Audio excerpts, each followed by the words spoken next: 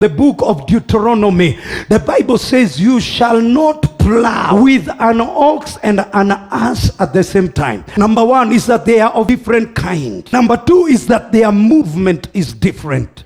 Their passion is different. That the ox will want to go, but the donkey will want to roll on the dust. So God tells them, prophetically speaking, of what would happen in Christ. He says, you shall never work in your vineyards. You shall never work in your field. You shall never work in your plantations, in your wheat field, with an ox and an ass anytime, because it is not my nature for me to do so. He said, if you want to plow in your land, if you want to work in your shamba, get an ox and an ox, because the ox is willing. The Bible says much grain comes by the strength of an ox, but a donkey is stubborn. Sometimes it will refuse to go. Get an ox with an ox. When Jesus came and he wanted to make me and you workers, he wanted to make me and you ambassadors, he wanted to make me and you witnesses of God. He wanted to use you to work for his kingdom. He could not use you the way you are. He could not hook you with Christ, because one of the four images of Christ is the ox, the servant. So you couldn't be hooked into Christ with a different nature. So he went to the cross and he crucified that stubborn nature.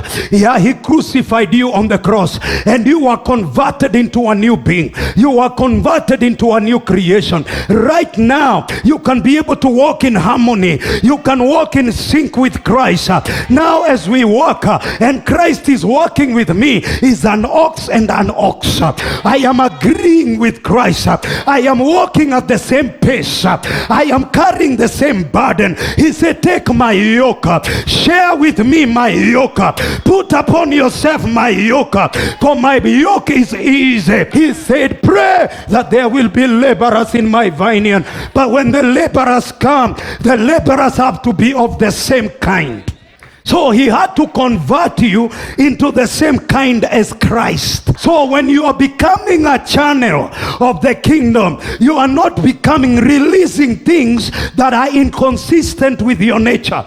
You are not releasing things that are contradictory to who you have become. When you release the spirit, it's because you are spirit. When you release life, it's because you have life. When you walk in victory, it's because you have won the victory of Jesus Christ. Somebody shout and say, yeah, he changed us into his own nature. He has transformed us into his own nature, so that we walk the way he walks. Our result is like his result. The way we do it is as if he was doing it here by himself. You can go into the marketplace and you plow with him.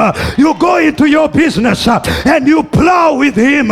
You go into your profession and you plow with him, because your nature has changed.